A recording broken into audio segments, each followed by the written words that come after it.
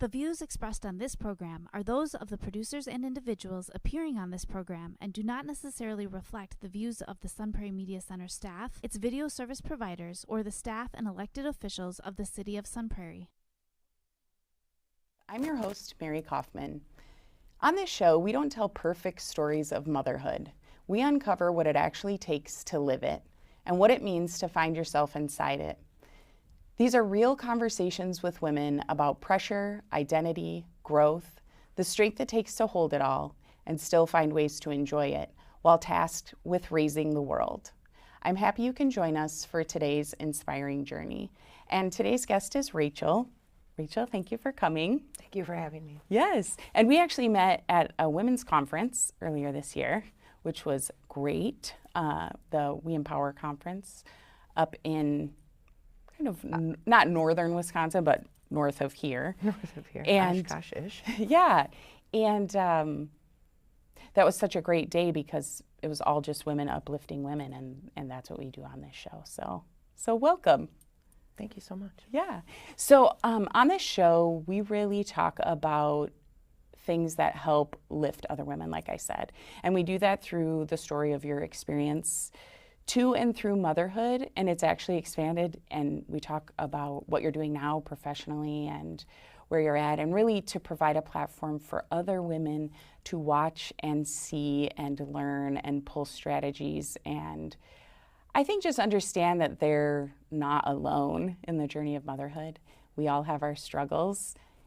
I think we're individuals experiencing those differently, but there are some common threads and common experiences that it's nice to hear other people's stories and know that you're not alone going through that. And so we do that by you telling us about you. You can share as much or as little as you want. I'd love for you to start, maybe just talk about what you do now and a little bit about yourself, and then we can talk about how you got there as part of the show too. So Sure. I currently own 2 companies. The first one I bought back in 2024. It was a company that I had been working for at that point for about 5 years. Okay. We provide in-home health care for a variety of folks. Our niche is folks with high behavioral issues, significant mental health issues, but we'll help anyone in their home essentially. So we can do things, help people with laundry, help people get meals made, help people give medications or take medications, things like that. So it's kind of a wide range of Yep. things you can help Pretty somebody much any sort of assistance that anyone would need in their home is something that we can come in and provide. At times we do that on an hourly basis where we're just in somebody's home to maybe help them take a bath and make sure that they have a meal for dinner. And in other situations where they're 24 hours a day, we help take those people into the community to make sure they're safe while they're out there, and that they return home safely and in one piece. Okay, yes.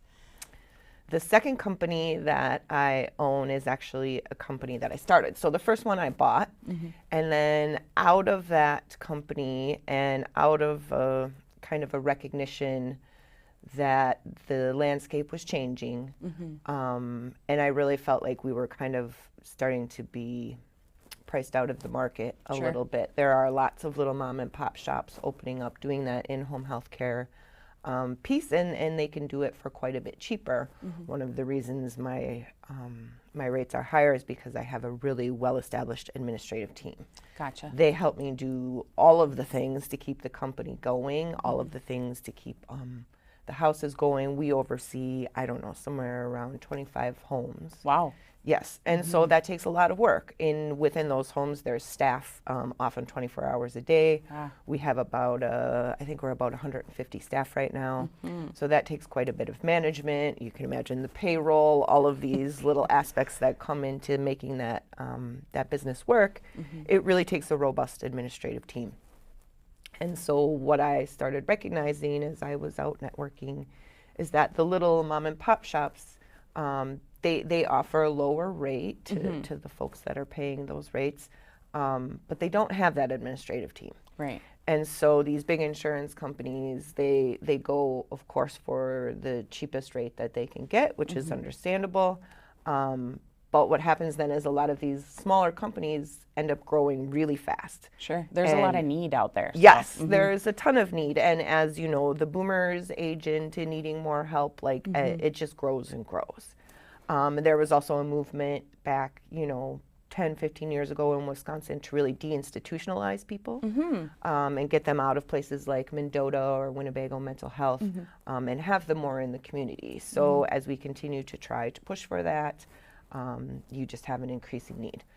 And so these little mom and pop shops are getting sort of inundated with these referrals and these, sometimes heavy hitting clients that have a lot of behavioral health challenges. Sure.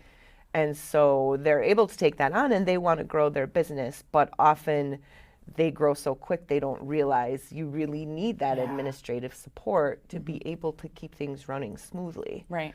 And it's expensive to hire all of those individual people and it's time consuming and you might not need them all the time. Yes. And so my second company, Integrity Administrative Services, is sort of an admin team for rent. Yes. We can help the little mom and pops. They don't have to hire a payroll specialist, a recruiting specialist, an accounting manager, all of those things that I have on my team. They can just utilize us, at a small rate, a fraction of what they would pay if they had Hired each all one of of them? those people on their salary or on their payroll. And so we have this team that exists to support the company that I purchased, but now I'm also realizing that it can support an entire community of folks doing what I do. And so the response, it is amazing. The response has been overwhelming. I am getting new customers almost on a daily basis. There are thousands of in-home healthcare operators in Wisconsin, literally. And so what happens is they're good at the daily operation of things, but the back end and the behind the scenes paperwork is really not my scene either. Yeah, so, it's tough. And it's not really my scene either. That's why, I've kept this big administrative team. Because it's, each one of those things is really sort of a niche function. And there's experts at each one of those things. Like I have a fantastic recruiter. I have a fantastic accounting manager. I have a fantastic medical biller. Yeah. I have a fantastic director of operations that oversees the managers in all the homes. She does certifications, things like that. So I have these experts in each thing that I need an expert in. And frankly, I think if you're going to operate a business like that, you also need experts in those things to be able to be sustainable. If you are not, billing correctly, this year we've recovered over $1 million. My gosh. For our clients in unbilled revenue. So either mistakes they made in medical billing or for whatever reason the insurance company rejected a claim. That's a really time-consuming process for somebody to go back and correct things and follow up with the company. And especially if you don't actually know really. Like if you can offer an expert who can be more effective in how they bill, that is a huge win for somebody who's just struggling to figure that out, for sure. Yeah, and I mean, we've literally watched $800,000 checks come in the door for a small company.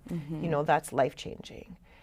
We work with a lot of immigrants that are here, and I think, sometimes the tone in the country right now isn't always pleasant for them, and so being able to offer services to them in a safe and friendly way and let them know, it's a drive for me to expand my community. Sure. And to make sure that community is diverse and that all voices from all places are lifted up within my community. And so I feel like we can really make connections with some of those populations and help them to feel secure in what they're doing and let them know that we're happy that they're our neighbors and we want to see them succeed. This is great. Were you always like this? No. When I was in high school, I was not interested, is probably a nice way of putting it. I can remember my guidance counselor telling my parents I would be a late bloomer. And I thought that was such a cop-out because I was like, well, that's perfect thing to say, because if I bloom later, you know, she's right. And if I don't, yeah, really, like she'll never she'll know, be gone. and it won't matter to her if I don't succeed anyway. So no, I wasn't always like that. I also, you know, I think I struggled in school a little bit. My son now has been diagnosed with ADHD, and I suspect I had that too. And so I definitely had my struggles through high school and even through college, in trying to figure out how to be able to stay on task and do things in sort of the prescripted way that you're expected to do things in high school and in college. You know, there isn't a lot of room, I think, for deviation. Right. And that doesn't always suit me. No. I'm a person who does things, I think, differently than most, just because I sort of march to my own drummer sort of a situation. And so I didn't always know what I wanted to do. I thought I was good at business. I started to learn about that in high school, and I liked it. But I just sort of thought that was everyone. Like, I thought it was so basic that, like, everyone must feel like this is easy, because it seems easy. And it's such a part, everything that we interact with is part of a business or whatever. So yeah, it seems familiar and and easy. And I think I just sort of gravitated to that. I also had a marketing teacher in high school. Marketing is what I ultimately went to college for, to be a marketing teacher. Okay. I wanted to do corporate training. I did not want to teach high school, which I had to teach high school to graduate. Right. And I learned in that one semester that was definitely not something. It's not a match. It was not a match. High school kids are rough, and I had just been one shortly before, you know, doing the teaching, and I was like, yeah, this isn't for me. So, you know, I left college and I graduated, and I just went to work. I started the 40-hour work week. Like, by the time the summer after my graduation was over, I was hired on and just doing that. And, you know, back then, I did feel sort of in me that I thought I could run the show. I thought that I could be an executive director or a CEO or something like that. I'm not sure if it was drive or just cockiness, you know, youthful cockiness. Probably a combination. But I did sort of see that and thought, you know, ultimately I would love to be able to do that. It didn't come easy or quick. No. And you know, going back, I wish I would have known that I was sort of working my way up, but maybe that would have wrecked it. I don't know. But I kind of just grinded for, you know, 20 years of doing various jobs in business, various marketing jobs. You know, I was an assistant, all of those things. And I think just sort of working my way up to it, you know, I think, though I believed when I was 25 that I could be a CEO, no problem, I definitely wouldn't have been able to do it back then. No. It took that time, that 20 years of learning, of failing, of having bosses that, you know, weren't kind, and working for lots of men, frankly, that, you know, weren't always uplifting and supportive of moms or the way that I wanted to do it. It took all of that to get me where I am today. And I think without any one of those steps, I don't know that I would have made it the same. So as much as it was, you know, cubicle land and sitting there and kind of doing dreadful things sometimes, or just looking at the clock and waiting for the workday to be over, I feel like every part of that journey really built me up to be able to do what I do today. Would you say that a consistent thing in those jobs and that 20 years was just showing up? Because even if you had to sit, I worked in a call center too for a while out of college, and it was fine, but there were times, I mean, we had constant calls, so that helped, you know, but if you're waiting in between or something, and then you can realize you're sitting there. Yeah. And back then, of course, you know, there weren't phones or like we could bring a book sometimes, whatever, but just that awareness of the time passing. Sometimes it's hard to show up for something like that. But if you do it consistently, would you say that that is something that was pretty consistent, just showing up for the task? Absolutely. Just being there, and even those days when you're watching, you know, what feels like every single second tick by on the clock, I learned something from those jobs, and even the jobs that I didn't necessarily like, or I got going in and I was like, okay, this doesn't suit me. I still learned a lot. And I think just being there, paying attention, and not giving up, I didn't always have this vision of I'm going to be a CEO. I never thought I would own businesses or start businesses. I mean, maybe as a pipe dream or something, but it just never seemed like it would be a reality for me in my life.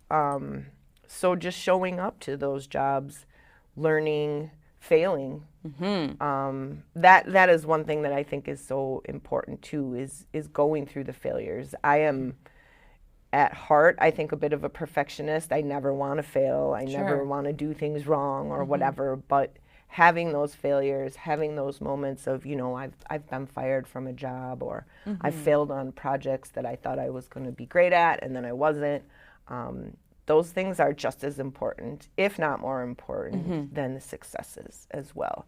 You got to show up, you have to fail, you have to understand how you failed and why you failed, and then I think that helps propel you forward into becoming successful. When you can spot, maybe a person you definitely don't want to work with, or a project you definitely don't want to take on because you failed at that in the past, it makes it easier to be successful because you have some history built for yourself, and through those things you get a better self-understanding. And I think that knowing yourself, what you can do, what you can live through, what you can survive, is what lines you up for success. Yeah, for sure. And that failure piece, I'm a person that likes to see the map. You know what I mean? Like, even if I'm going to use the GPS, I like to look to see where I'm going over, up and out, the big picture. Then if I use the GPS, I at least have an idea. Okay, my instinct is, this isn't right, or something like that. I have a picture of where I'm going. The downside of doing that is, or working in that way, is that sometimes there isn't an existing map. So for me too, as an entrepreneur and doing the show, or, running my business and things like that, that is, I'm still learning that, to take the leap, because I can't see where the road goes. And so if you don't take the leap, you won't stretch, and you won't fail because you didn't take the leap, but also you won't find out what you're capable of. And so those failures are, I think, to your point, more important. Because if you were successful at everything, what else could you have done? It doesn't stretch you. So it sounds like that is something that was recurring and important for you. Absolutely. And I think gaining an understanding for women, it's so important.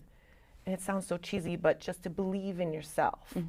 And to believe that even if you fail, which for me, that's the scariest thing, is what if I fail? What if I mess this up? But when I look back at my life, there's multiple failures. There's multiple things I've done wrong. There's multiple things where I could be like, Rachel, why did you make that decision? Yes.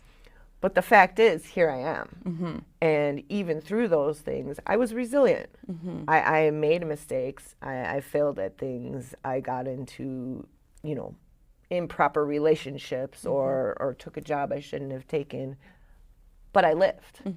And I became stronger because of it. I got closer to my idea of success because of those things. And so something I really try to tell myself in the moment now is just like, look at what you did. You failed, you bombed that, but you're still here. Not only that, but you're successful. Right. So those failures actually led to where you're sitting right now. Absolutely. And even if I fail again, chances are, given my history, I'll be okay. I will figure out a way. Sometimes I'm a single mom. I own my own house. It's me and my son, and I often freak out of I have some of my money invested into my business and all of these things, and I'm like, what if it goes belly up? And it can be terrifying for sure. Because it's big. It is big, and there are big gambles. But I remind myself and I ground myself with the notion that I have failed, and I've made it here. I have made the wrong decisions, and I'm still here and, successful. And And so I can continue to do that. And so I try to not be terrified of taking these leaps that I still take leaps. I'm still making gambles. And, you know, on one hand, that's really exciting. Here I am pushing 50 with almost 14-year-old, and like, I'm not done. Yeah. And that feels great. Yeah. But it also can be terrifying in the notion that, like, if I mess it up, what if we have to go back to living, you know, in an apartment? Or what if I can't figure out how to stay in Madison where we're happy? Because it's so expensive. You know what I mean? Like, there are all these things that, like, the what ifs of what you're doing and how you're going to go forward, I think can really freeze you. Yeah, paralyze for Yes, sure. paralyze you and make it hard to make decisions or to take risks. But at the end of the day, I try to remind myself, like, but you did take risks. Yeah. And here you are. And you were able to pull through all of these difficult situations and come out okay. Most days smiling, you know, most days able to sleep at night. And so that is, you know, how I try to move forward, is just with that idea of, you know, risks are okay, failure is okay, and that's got me to this point. And sometimes, you know, that paralysis that you're talking about, you can really put so much of your energy into what if it doesn't work out? And then you can run a million scenarios. You could spend all day just running scenarios about things that are absolutely out of your control that could happen. And instead, maybe you could think about that for a few minutes and then put all of that energy into what's happening currently. What are you doing in your day? That's just one way to get out of that. Because really, when you're taking risks or even trying something new, any of that, if you keep thinking about the things you can't control, you probably aren't going to do it. And then you'll never know. So good for you for being able to remind yourself that failure has gotten you here. So that's good. Agreed.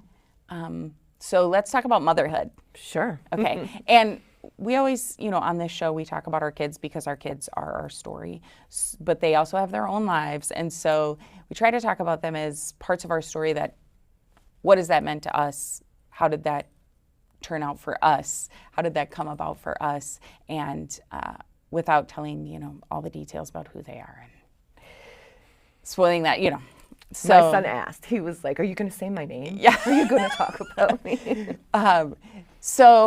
But you could just talk about motherhood and how that has been for you without, you know, throwing him under the bus. Yeah, right. I became a mother, I feel like it was a little bit later in life. I had him when I was 35. And for me, you know, I feel like some women are born to be mothers, and they want it like so deeply from an early age.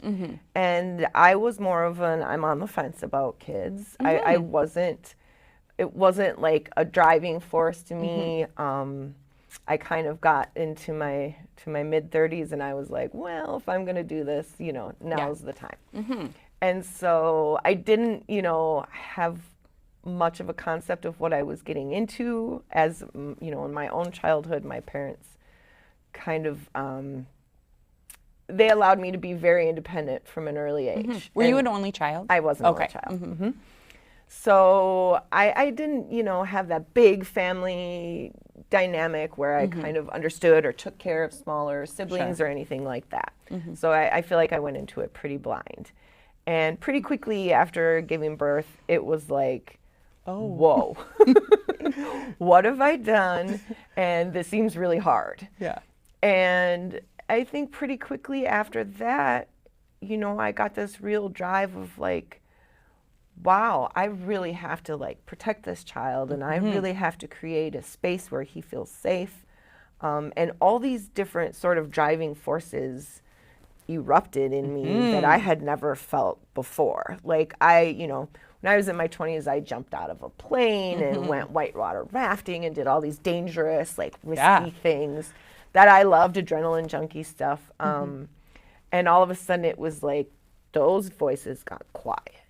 And it was like, you can't be risky anymore. Yeah. No more jumping out of planes. No more. You've got to, you know, be a mother, and you've got to be a parent, and you took on this big responsibility. And now, the hens are coming home to roost. Like, you've got to figure this out. And so I really credit having my son with kind of helping me pull it all together. Yes. In my 20s, like I said, I did different jobs and I traveled for work. I got to go to China for work. Like, I did all of these cool things. But it was never, it never gelled. Sure. And then once I had him, by the time I had him, I think I was in a management position. And I really just started to get this feeling of like, okay, now it's time to kick your career into gear. Yes. You have to take what you've learned and figure out something serious. You can't just like job hop. And I had done lots of different things. And it was so fun. Yeah, it was. And I, as long as I felt like I could do the job, I'd take the job. Yes. And it wasn't really focused on any one thing. And I didn't really feel like, I was in the groove of this is where I was going. When shortly before I had my son, I was working with people with special needs. And the very first day that I did that, I volunteered.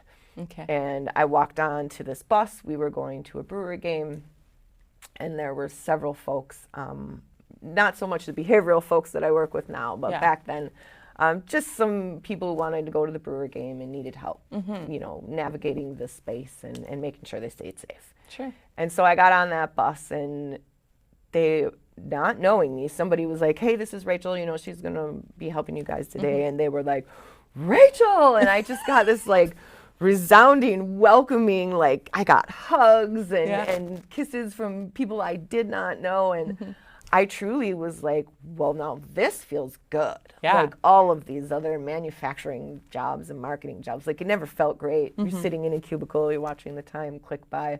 People certainly don't greet you like that when you show up for work. There are no hugs when you get to your cubicle in the morning for sure. And so when I got on that bus that day, as a volunteer, I'd actually lost my job. It was around 2008 when that economic downturn had hit. So I was looking for work, and I took a volunteer job from a friend's mom who was like, would you help me do this? And I got on that bus, and it was life-changing. I truly feel like, in the movies when like the clouds part and those like beams of sunshine, it's like, oh, like that's how it felt when I was on that bus. And I can look back to that time as like, it was pivotal. And I wanted to go with those good feelings, and I wanted to stay there, and I realized that, maybe not all in that moment, but pretty quickly, that I was made to help people. That helping people is what drives me. Yes. And really what gets me up in the morning, and having the opportunity to do that on a daily basis to this day carries through for me. So once I learned that, and I had my son, and I realized I needed to help him as well to just like stay alive and survive. Basics. The pieces started to come together. And I worked my way up in that job. And then at the time I was out in Beaver Dam. And I realized it was a nonprofit, and I really liked that space as well. The idea that, nobody was necessarily getting rich off of what we were doing, but we were just helping people. And so I took that and I started working at nonprofits down here. I started working, my first nonprofit in Madison was at the Salvation Army, running their food pantry. And then I went on to do housing for homeless folks and folks suffering mental health issues. And from there, I got to where I am now. I still house people with mental health issues. It's just a little bit different setup, and the funding sources are a little bit different. So being a mom, I feel like it really gave me this drive to succeed, and like I said, to pull it all together in a way that I hadn't felt the need to prior to being a mom. Yeah, that's so interesting what you said about when you had your baby, then suddenly all of those things were unlocked that you really hadn't had experience with, as a child. I think you might be the first person who's come on here who has described it that way. I find that so interesting because it's so natural. Even though it didn't feel like you're like, what is this for the rest of my life? And I have to I'm responsible for it. So I just find that so interesting because, well, we could go into that, but just that it was unlocked. That's how I keep thinking about it, you know? And then that you took that seriously and you made space for that. And then that became your goal. And that really is how motherhood is supposed to go. It's just that we also don't want to lose ourselves as women, but we do. I mean, you know, you're 14 years in, it's like, fortunately, that would be an interesting study, actually. Having, you know, being on your own path, having a baby, having that be unlocked, and then you've got all that experience, and then you can still follow that for your own pursuits. I'm not saying you didn't lose yourself, you probably did, right? But yeah, that's just an interesting track to follow. Because a lot of times, you know, people have younger siblings or babysat or wanted to get married or wanted to have kids someday or whatever. And so that's interesting. I love it. Yeah. It's a little bit different. I didn't have those basic instincts, I don't think, of like wanting to get married and having like I think we talked in the beginning or maybe before we started a little bit about sort of linear. Yeah. Like going through things in a linear way and how that works. And I think that's so difficult for me. I'm not a very linear person. I'm often all over, and I always manage to be able to pull it back together in the end and, like, you know, make a story out of it or something comprehensible to other people. But I'm not linear, and I don't think I'm very traditional in the sense that I was not married when I had my son. You know, I'm a single person now. And I feel like there's space for that too. And there is no one way to be a mom, you know, and I think sometimes women, we get inundated with the mommy blogs and the idea of motherhood and how it's supposed to be, or that, you know, I was thinking about it last night when I was thinking about the show about how women are like, they have the baby and they hold the baby and they're like, I knew right away and I felt this deep love, and like there's so many things that I feel like it get preached to us as like this is normal or this is how it should go, and then if it doesn't go that way as women we feel bad. Yeah. Or we're made to Something's feel bad wrong. or or why don't we feel that way? Or when I had my son and they put him in my arms were so tired from holding up my own legs. They were like jelly. Yeah. I could barely hold him.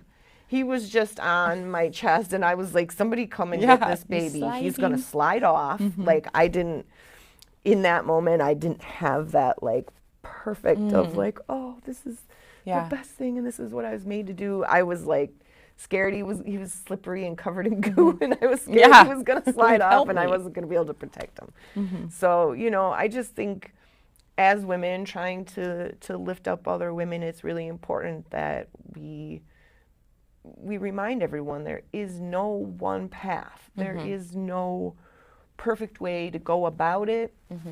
There's no roadmap. You don't get that map as a mom. You wish that all the time I'm like, how does this end? Yeah. Where's do I go? The if up I and could out? just know how it ends, then I wouldn't be so anxious about where we're going. But that doesn't exist. You don't get to know that. You just have to trust yourself and trust the way that you do things, and the way that you do motherhood is the right way for you and the right way for your child, even if it doesn't look, you know, like what's on the mommy blogs or Facebook. Well, a lot of it is dressed up, you know, like giving birth and stuff it's not pretty. You know what I mean? It's a beautiful experience if you want to package it up that way, but it's like frightening. And I mean, you're worried about yourself. You're worried about, is the baby coming out? Like, yes, it's life and death. Limbs and all the things. And yes, it is crisis, actually. And then it's recovering from the crisis, but now you have all this responsibility. And I feel like you could prepare a little bit, you know. You could have a little bit of experience, maybe babysitting or something. You could have good examples, you know. Maybe you're a person who loved how your parents raised you or something like that. Still, I mean, you still don't know until your days, weeks in, Until and you're it's like, far too late. I'm still. Yes. And also, are you still breathing? And also, are you hungry? I don't know. You can't talk. Like, and figuring all of that out. A little baby is Yeah. a lot. Yeah. And for many people, no one teaches them that.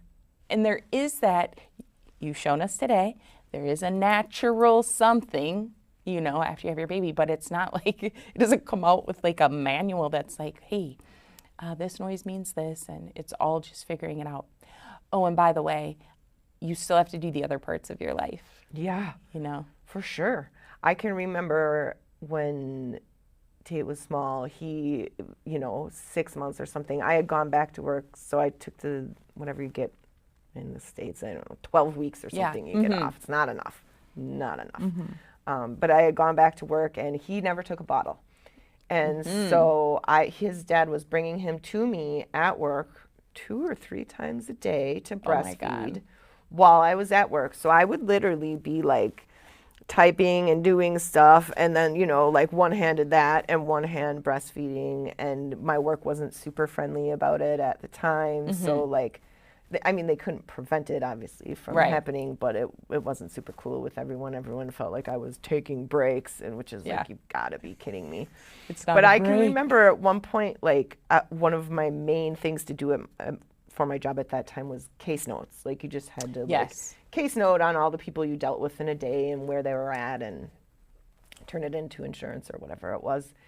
And I, all of a sudden, like, I had been back at work for, I don't know, 2 months maybe, and realized that I hadn't done a single case note. And that was like a daily function of the job, was to enter these case notes for everybody. And probably 8 weeks went by when I was back at work, and I just didn't do it because I was so like, your own case notes. I'm barely getting through. And of course, he's a baby, not sleeping through the night. And so it's so wild. It is. And you're just expected, 12 weeks after I had a child for the first time in my life, like, you're just expected to go back to work and do everything like you did. And by the way, your baby's not going to take a bottle, so you're going to have to breastfeed while you're doing everything you did, and you still are full 40 hours a week in an office, So I think just giving yourself some grace as a mom too, and realizing, it doesn't look the same for everyone, and it isn't easy for anyone, no matter how easy somebody may make it look.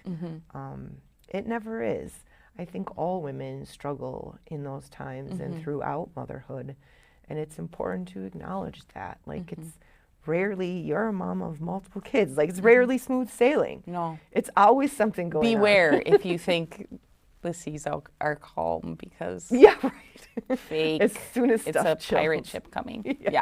It's not real. And even, my kids are older now, and I feel like I've gotten to a point we communicate, and we've got a pretty good thing going on relationship-wise with them. And that took a lot of work, just being so committed. Plus, I love them, and I'm so interested in them, and I want to be in their lives. And they're probably like, back off. I get it. But I just want to be in their stuff. And, they're older now, but it just looks different. They have their individuals' autonomy. They make decisions. I'm not there. And so it's it's carrying that same thing, but just a different package, and forever and ever. We'll be like that forever and ever. So that the permanence of motherhood is something that never occurred to me either until I had that baby. Like, holy cow, this is forever. Yeah. Like, I'm never, no matter what happens, whether your child, lives to be 10 or 100, you're the mother to that child forever. It's like an open wound is how I used to describe it, like something that will never heal, and not to put a negative spin on it, but it's like, it's always there. And you're always a mother to that child, whether they are, in a bassinet next to your bed in the middle of the night, or they're off at college. You still worry about them. You still think about their lives, and like, did you do it well? And it's just so permanent And I think that can be intimidating, you know, just the idea of all decisions sort of lead back to this. And even if the map, you know, branches out and we go way around this way and we don't take any shortcuts, and like at the end, when we get to wherever we're going, I'll have been a mother that whole time. It's wild. I still call my mom. She still gets to deal with me, you know, as a child, even though I'm a mother to my own. And she's in her late 70s, and so. That's so nice. I hope that my child still does that, still wants to do that, you know, when he's older. Me too. Still call me and still need me. If they don't, I'll call them. Right. I'll probably be on their doorstep.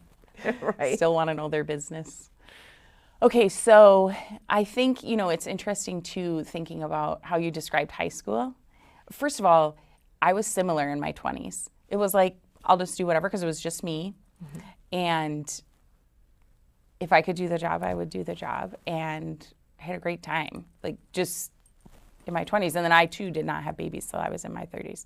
And then I spent that whole decade pregnant and having babies. So, but yeah, so that doing something until you run into something that is so important to you, like you got on the bus and now your life has there's just an anchor there or something. And it doesn't mean that the other stuff wasn't important or that it didn't matter, because it obviously helped build who you are. But yeah, for me too, you know, it was do what's in front of me or pick from the options available. I didn't have sort of this lifelong goal of I'm going to get to this certain point. You know, I just sort of did what I ran into, and that was kind of fun. But then kids will anchor you, you know. Kids will anchor you. Yes, and like you said, when you find something that sort of touches your purpose or opens it up to that. But you said in high school, you know, you struggled a little bit to put it all together. And then I think it's interesting that your business is doing that for other people. So you like came full circle. I think about that quite often too. I think there are many times in my life when I felt vulnerable, when I felt like there weren't, and maybe I couldn't put my finger on it back then, but looking back, you know, there are plenty of times where I felt vulnerable and like nobody was helping me. And I didn't have enough support, or I didn't have enough people that cared. And so I think once I found a space where I could do that for other people, and I could see like, yep, it makes a big difference. People need you to care. People need community. They need advocacy. And of course, you know, the more vulnerable the person, the more of those things that they need. I don't think I am super vulnerable in the ways that so many people that I help are. But I did have those feelings. I went through that. And it's tough. It's tough to be alone, even if you're just a kid and you don't have your own children yet, you know, or you're in your early 20s. When you feel vulnerable and not cared for, that's still tough. And so I think when I realized maybe I couldn't fully go back and save myself in that way, but I could do that for other people, and I could create a space for other people where they felt safe and cared for, and frankly free to be themselves. Yes. One of my favorite things about working with, you know, even my kid or people with special needs, is that they are so unapologetically themselves. And maybe me personally, I don't know, maybe as a woman, I don't know that we always get that freedom. I don't think so. I feel like there's a lot of scripted ideas put into our head of, you know, you should look this way, you should dress this way, your hair should be this way, all of those things. And when you start working, you know, or you hang out with children and people with special needs, you find those social constructs haven't been imprinted on them yet. They don't and apply. Maybe they never will. And it's great. Yeah. Like just being around people who are just unapologetically themselves. And maybe they don't even know that societal norms, you know, would speak out against what they're doing or whatever. They're just them. And that's such a beautiful place to be. Well, it's an invitation for you. Yeah. And it was, you know, I can remember we used to play Uno. at work when I was case managing folks, and like I would just beat them. Like you might think that you would let them win or whatever. No, I would be like, bam, and they would just laugh and laugh, and it was like this. I was treating them like everybody else, but they're also giving me the space to just be me, and that feels so good. And so I think if you can be unapologetically yourself, you will find that you shine. Yeah. If you let your own light shine, I think it takes you great places. Do you think that, because I agree with you, and I feel like, I say, like, if you look at a playground and just watch all the kids running, boys and girls are running their show, and then somewhere along the line, it feels like the societal things, as females, and boys too, we just get in a lane and you start to do the things that are expected there, and eventually you start to ask yourself if that was, I think you don't have an awareness of it, it just sort of subtly happens. And by the time you're aware of it, you've already made choices aligned with that. And so now how do you be unapologetically you when maybe you don't even know who that was, or you can't remember, or you're not sure what that path would have looked like, or now you're in this and it's kind of comfortable. And this happens to a lot of people in relationships and marriages. Now you have kids and you have jobs and a house and all of that. But oops, like, what if I was unapologetically myself? Now what? So I think some of the goals should be helping kids, like you said, not lose that.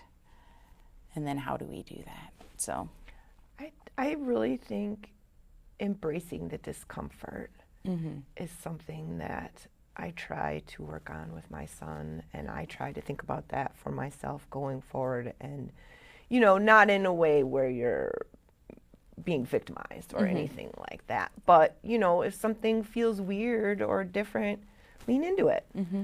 It doesn't have to, you don't have to do what everyone else did. You don't, if you're going to do it, even that thing that maybe a lot of other people did, you don't have to do it the same way. And like following your inner heartbeat, your inner drummer, it is important. And I think that is how you get to your brightest self, your most unapologetic self, is leaning into those failures, into that discomfort, into the space of the unknown, and not expecting yourself to just have it all figured out by the time that you're 20 or 15 or 30 even, just allowing yourself to move through life in a way that makes you happy, but also challenges you. And I think, leaning into those challenges is what opens up the map for you, what opens up multiple roads for you to take. And I think too, people make room for that. It's just that you don't know that, because there are people who do that, there are exceptions to the rule and people who do that, and people adjust, It doesn't mean comfortably or that it's easy, but you can make space for that. The whole, you don't have to do what everybody else is doing that you mentioned. And sometimes it's not even yes, and also if it's just one person and you kind of want to do something because you like that person, maybe it's a friend or you have a crush on somebody or whatever, and you will know that you didn't want to do it, and you'll do it anyway. I actually remember the very first time that I was in 5th grade and I had a crush on this boy, and it was like my first like real crush, and I learned that, now this is gonna date me, but we already know on this show, but one of his friends mentioned or something that he listened to Duran Duran, okay? And so I noted that, and then I was like, I'm gonna get that cassette tape again, and I'm gonna listen to those songs and learn to like that so that we would have something in common. And I think about that now with the work that I do. just about holding on to like your own internal authority and like not surrendering your power and all that. Also, he did not know I was doing that, so this is not on him. But I didn't like it. I didn't like it. Do you like Duran Duran? I mean, there's probably one or two songs that were played repetitively that, of course, you know, so that familiarity thinks, okay, well, it reminds me of a time, so I like it. But no, and I didn't like it when I was listening to the tape, and I listened to it anyway. And also, nothing ever came of that. Like, I still had a crush on him, and he knew I liked Duran Duran, which I did not. But I cite that because I was trying to remember one time, like, when was it? Like, can I remember when I just tried to give away a little piece of who I was authentically to accommodate or adjust for someone else, who also, let me reiterate, was not asking. But that just opens the door. I'm not saying don't ever accommodate anybody, but accommodation can lead to, like, you just making so many spaces for so many other people, and then there's nothing left for you. And then you come back, you know, after you realize that, and you're middle-aged and like, well, what am I going to do now? There's still room and time, but yeah. Yeah, and I feel like, you know, whatever bands you did like back then, whatever else you were listening to on cassette tape. Mm-hmm. New Edition, I loved them. Same time. Yeah. Hell yeah. You know, loving that and having the agency to share that with your crush. Hey, I really love New Edition. Instead of, I think as girls, we're taught to like, what do you like? I'm going to like it too. You know, with men. You're just kind of taught to like shrink a little bit so they have enough room to shine, and what they like, you should like that too. And I think that's a very typical societal thing that's kind of beat into us. But how wonderful if somebody somewhere would have been like, oh, you like that boy? He likes music. What music do you like? Oh, you like New Edition? You should talk to him. Maybe he likes New Edition, or you should tell him what your favorite part about New Edition is. You know what I mean? And like celebrate. Maybe I don't like Duran Duran. I like this this other band that sounds a totally different way. And like, but how cool. Yeah. And the cool guy would be impressed, in my opinion, with you liking music, period. Yeah. Not necessarily having to like the same thing. And I just think there are so many times like that in a little girl's life where, you know, we're not celebrated. Our likes aren't celebrated. The things that make us tick aren't celebrated. Somehow it gets, a little weevil gets into our brain, and it's like, you know, do what these guys like, or step out of the way. This is true. And then I'm just thinking, as you're saying that, as moms, we're raising also the boys and the girls. So how do we adjust that? You know, as parents, how do we contribute? And also, I really think adding to like a school curriculum, hey, here's how relationships, not just relationships between like a boy and a girl, or man and woman, or romantic, or however you want to say it, but like, here's how friendships also can work. And here's how, because that's a skill, you know, and that would open the door for like, you get to be you, they get to be them.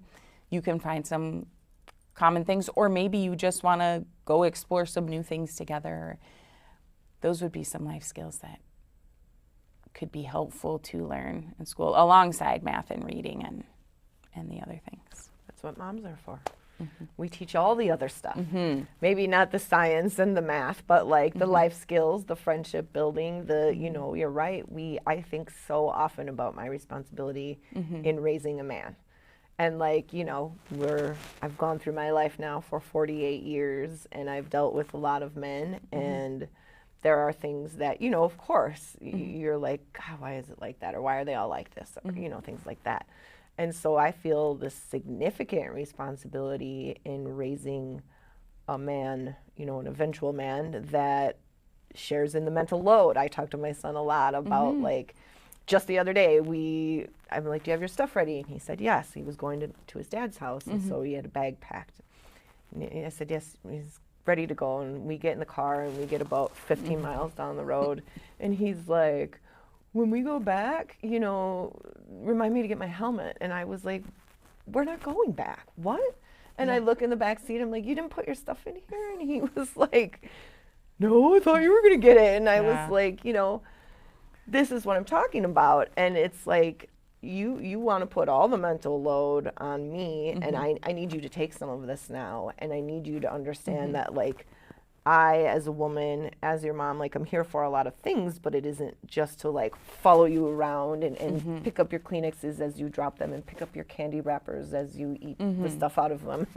You know, I have this whole other life that I live, too, and I need you to comprehend that and start to do these things for yourself. And I also need you to understand that when you get into relationships, you are going to have to do these things for yourself. Nobody wants to be in a relationship, speaking from experience, where I'm having to do extra stuff to take care of you.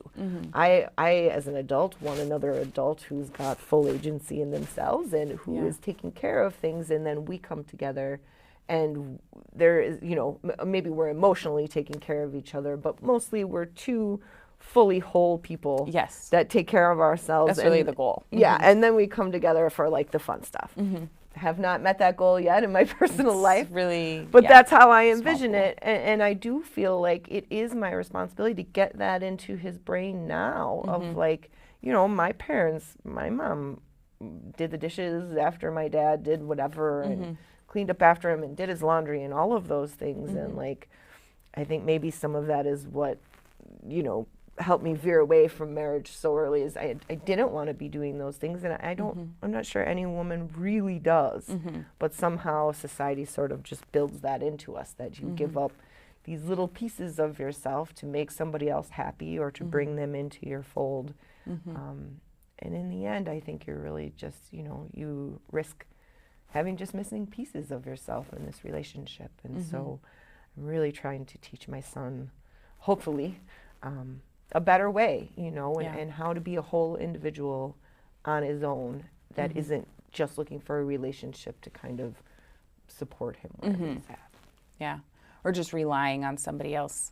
Just relying. To pick up the mental load, you know, it is something to get you want to go fishing, are your worms in the car? Is your tackle box in the car? Like, I need you to think those things through, and I'm not going to be here to do that for you forever. And I don't want you to leave and me to step out of the picture and then you to just find another person who's making sure your tackle box is in the car for you. Like, I want bigger things for him.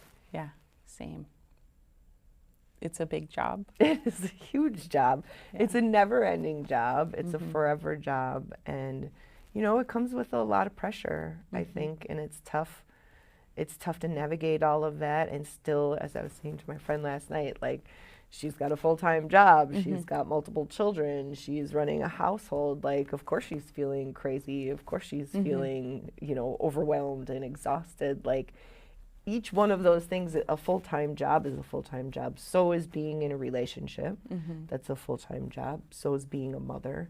And then if you're a mother of multiple children, you're talking about, you know, potentially like 6 full-time jobs that you are trying to navigate. It is crazy. And, you know, again, I hope that any woman out there listening can take a step back from that. And if nobody else is going to celebrate it for you, celebrate it yourself. All of the things you do. And sometimes I feel guilty when I say that to myself. I'm like, hey, you're doing a good job. Yeah. And then I'm like, oh, don't get cocky, girl. But at the same time, I'm like, you know what? Yeah. Nobody else says that. I don't think it's cocky. I mean, it feels like that because we're not used to that. But, like, it's okay. It's okay to tell yourself something went well. You know, as much as we talk about failures, it's like, if something worked out, like, that's worth noting. And the other thing, you know, about your friend, you were just talking multiple kids and all of that. One thing that does help with that is to try, and this is very difficult when kids are little, but as your kids start to get older, that was a great example for us after you experienced it with packing the car. But so much of what we do as moms is take on everybody else's stuff. And you just described that, and I did that probably up until like the last year, is live inside their experience. And I described wanting to do that. I do want to be part of that and, of course, close to that. But much of what they're experiencing is for them to experience. This is very difficult for many moms. Mm-hmm. It is not, everything is not for you to save. And it is for you to help them process what happened, you know, and for them to come to you. But so often we're like, oh my gosh, and me specifically, should I call? Do you want me to call? Should I bring it to you? What do you need? Like, what do you need for the immediate relief of whatever's happening? You don't actually have to do that. If it's emergent, of course, you know, somebody's bleeding, can't breathe, obviously. Yeah. But forget their water bottle. Also, the people that work at the schools are going to be like, she does that. And I am getting better. But like, if they forget their water bottle, they forget it, you know. It's very hard to step away from that. But once you start doing that, and it is a balance, you know, you can't abandon. You still have to be there.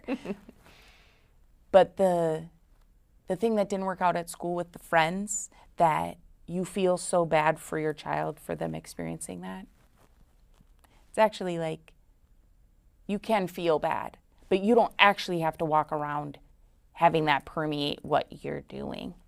It's a fine line. And I think when your kids are very little, it's hard to do that because they're not independent, you know. Mm-hmm. But if you can start to do that, and this is for anybody listening, like if you can start to practice that a little bit, the weight is less. The weight is less because other people are carrying their own. They'll have to because nobody's doing it for them. So. But I mean, I totally agree. I am also learning to do this. Mm-hmm. I have a therapist who suggests this for me, who is absolutely like, you know, he is on his journey. And I have this, maybe from my own childhood stuff, I have this sort of like need in my head or driving force to like constantly be putting a pillow under him in case he falls. Yes. You know, like here's the trampoline. I'm just going to sit here and hold it. And if you fall off the top of that building, I've got you no matter what. And like, you don't have to do that. And nobody did that for me. And maybe somebody could have done that for me a little bit more. Yeah. But, you know, there's a balance, like you said, in the middle of, you know, sometimes you're going to have to fall. Sometimes there isn't a soft landing there. Sometimes your friends are going to be really mean to you and you're going to get a whole new group of friends. But then after that, things are going to get better. And like, I don't want him, as a mom, you don't want your children to experience discomfort because you know how much it stinks. And you lived your life and you lived through all those painful things and you know how hard it was. And so you spend all of this capital that you have, this energy that you have, which as a mom, you know, is often limitless, it feels like, even though it's not. But, you know, you have so much to give and you're constantly giving it. And then you realize like, whoa, maybe if I don't spend all my energy trying to get this pillow under him right now for a soft landing, I could go out and garden for half an hour. I can go out and, you know, work on my raspberries or wash my car or whatever it is that you like to do. And it feels really good. There does come a point, and it's still a struggle for me, but like, you have to let them fail. You have to let them fail too. They have to experience that, and you can't run yourself ragged trying to prevent it because you never will. No. They'll always fail, and even if they maybe don't fail, you know, if you go spend your whole life preventing it from the time that they're 18, all of a sudden they get out on their own and they go to college or they do whatever and they have some big failure. How are they going to handle it? They're not going to know because they always had you there, you know, trying to create this soft landing. And so I think that, you know, you're right, like giving them that agency to be able to fail, to be able to experience those things. Like, it is their journey. That is how we got here. Right. Like, those failures are what made me, and those uncomfortable moments, even though they sucked and were brutal sometimes. High school, middle school, some brutal times. But I got through it. And it's important, you know, like my therapist says to me, like, he needs to have those things too. Yeah. And how can he be successful in his 20s if he doesn't meet those failures and if he doesn't fall down and scrape a knee, he's not going to know how to take care of that when it happens to him out on his own. Yeah. And in the meantime, if you can service that idea as a mom and let some of that stuff go, like you said, you get some time back. You kind of can't believe it. Yes, and you're like, whoa. I mean, I do walk around a little bit when I have that time, you know, just in that time. Like, I'm not doing anything. It's just kind of like, does anybody need me? Like, isn't something emergent?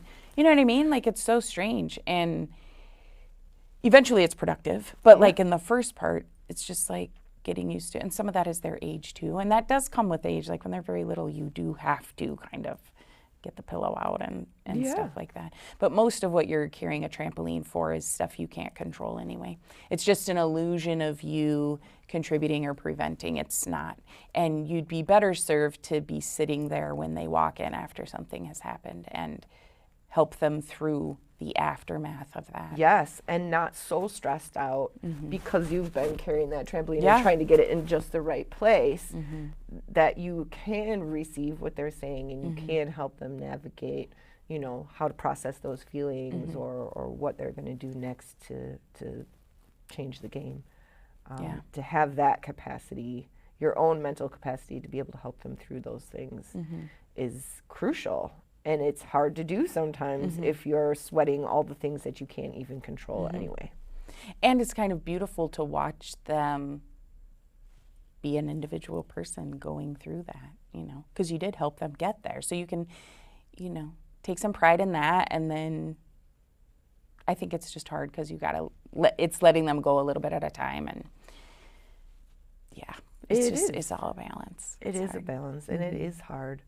But hopefully, and I don't know, my kid's only 13 and a half, but you hope that, you know, all that work does lead to them being this amazing adult that has the tools in the toolbox to be able to navigate their own problems and to be a good partner and to be a good friend. And I think, you know, this time, the teen time, is when some of that is dropping away, the trampoline holding is dropping away, and you're letting them, you know, walk the tightrope on their own and just hoping that they make it through. And hey, I'm still here to talk to you, you know, I'm still here to love you every step of the way, but I may not be holding your hand as you cross that rope.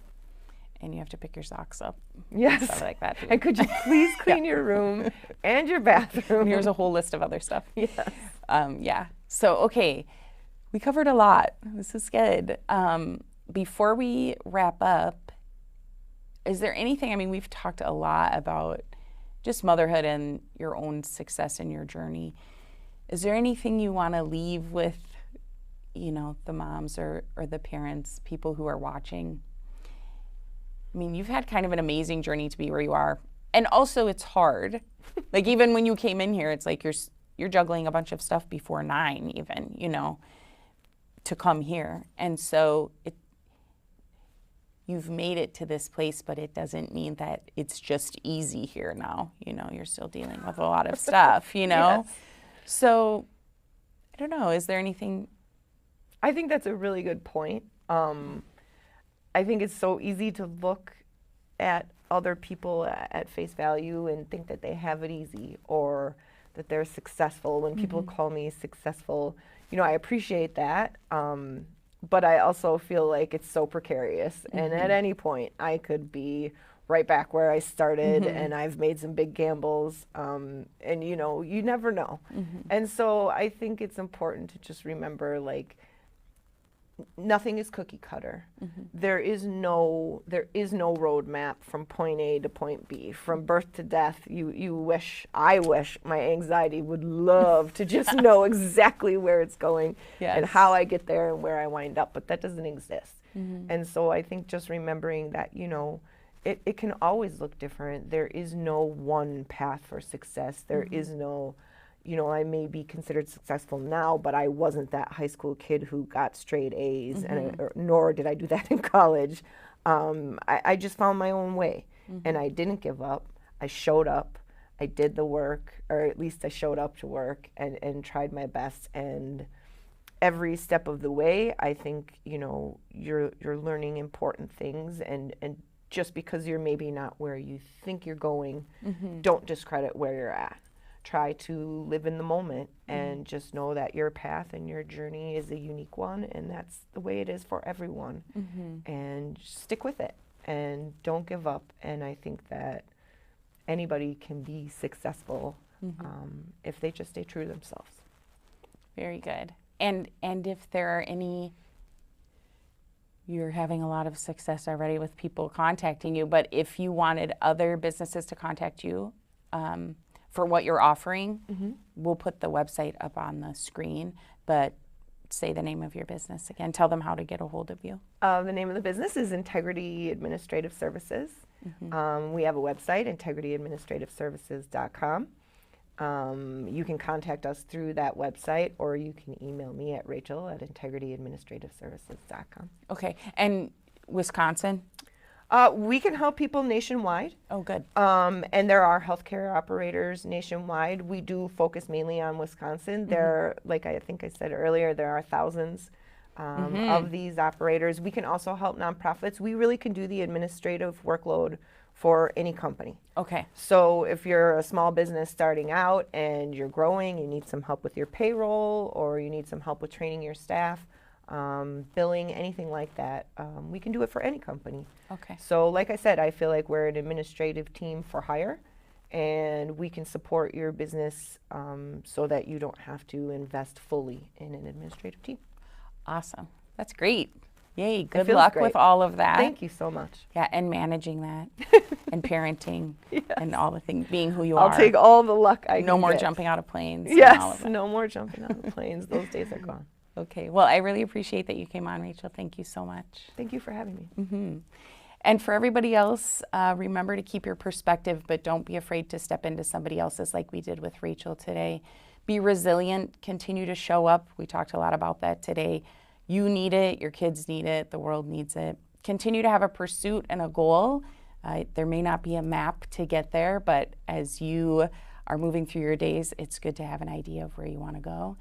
And if you're a mom out there and you feel alone and like you need support, remember we are here for you. There are 2 billion of us worldwide. Thank you.